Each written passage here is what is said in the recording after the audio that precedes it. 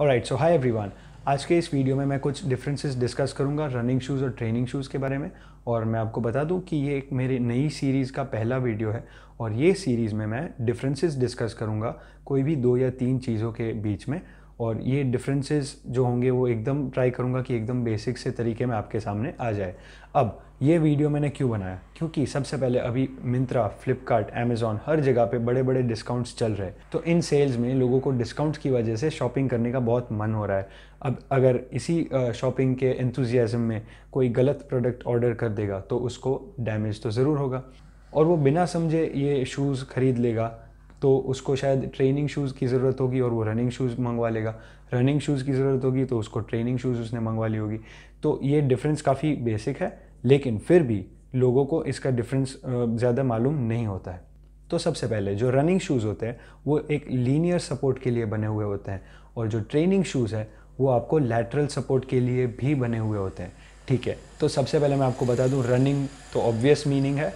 और जब हम बात करते हैं ट्रेनिंग शूज़ की तो हमें पता होना चाहिए कि ट्रेनिंग में हर तरीके का ट्रेनिंग आ जाता है, फ्रॉम जिमिंग या फिर एरोबिक्स ट्रेनिंग बोलो या फिर आप क्रॉस ट्रेनिंग बोलो या कोई भी टाइप की ट्रेनिंग अगर जब आती है तो उसको ट्रेनिंग शूज़ लगते हैं।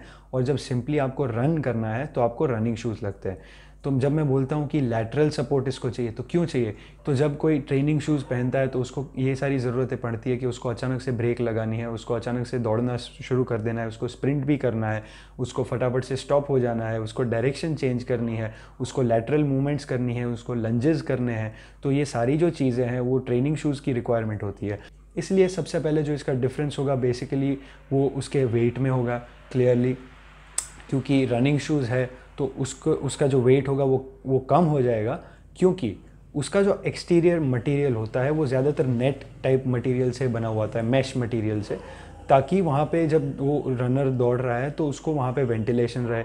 बट अब क्योंकि एक लैटरल सपोर्ट की भी ज़रूरत होती है ट्रेनिंग शूज़ में, तो जो उसका ऊपर का जो आउटर उसका जो शेल जैसा होता है, बॉडी होता है शूज़ का, वो एक थोड़े थिक मटेरियल से बना हुआ होता है, जैसे सिंथेटिक मटेरियल हो गया। तो इसकी वजह से इसके वेट में भी डिफरेंस आ जाता है। तो रनिंग शूज़ लाइट वेट होते हैं और ये कंपैरेटिवली थोड़े हैवी होते हैं जो ट्रेनिंग शूज़ होते हैं। और ट्रेनिंग शूज़ को आप एक टाइप से बोल सकते हो कि आपके जिम के लिए ऑल इन वन शू है, क्योंकि इसमें आप हर तरीके की ट्रेनिंग, हर तरीके की मूवमेंट्स कर सकते हो ईजिली विदाउट एनी रिस्क।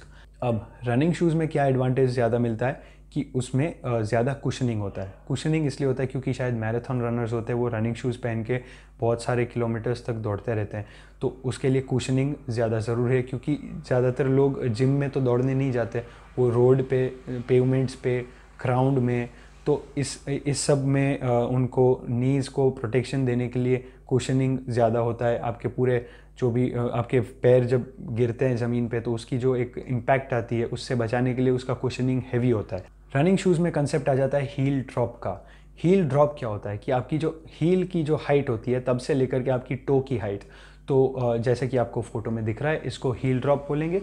तो इसमें हील ड्रॉप ज़्यादा होता है क्योंकि रनिंग शूज़ में कुशनिंग की ज़रूरत ज़्यादा होती है। अब आपको ये समझना बहुत ज़रूरी है, क्योंकि आप गलत टाइप के शूज़ मंगवा लोगे तो आपको इंजरीज होगी, आपको डिस्कम्फर्ट होगा, आपको ब्लिस्टर्स होंगे, आपको मोच आ जाएगी, आपका जो परफॉर्मेंस है वो रिड्यूस हो जाएगा, आपका जो बैलेंस है वो बिगड़ जाएगा, आपकी स्टेबिलिटी पे इफेक्ट आ जाएगी, आपकी ट्रेनिंग ओवरऑल बिगड़ जाएगी। अगर आप ट्रेनिंग शूज़ को रनिंग शूज़ की तरह पहन के उधर दौड़ने लगोगे तो आपको कुशनिंग नहीं मिलेगा। और अगर आप रनिंग शूज़ को प्लायोमेट्रिक वर्कआउट के लिए यूज़ करोगे तो उसके एक्स्ट्रा कुशनिंग की वजह से आपका बैलेंस बिगड़ जाएगा, तो इम्प्रॉपर इक्विपमेंट की वजह से आपको इंजरी हो सकती है। तो बस जाते जाते इतना ही बताऊंगा कि इसका जो डिफरेंस है वो बहुत ज़्यादा कॉम्प्लिकेटेड नहीं है। तो आप एक बार ये समझ लोगे, फिर एक अच्छी डिसीजन लेके अपनी शू साइज़ प्रॉपरली मेजर करके आप डिसाइड करो कि आपको ट्रेनिंग शूज़ चाहिए या रनिंग शूज़ चाहिए, और उस हिसाब से आप परचेज़ करो। And once again, like I always say, just because it's on discount doesn't mean you need it. Alright guys, so with this I'll take your leave and see you back in the next video.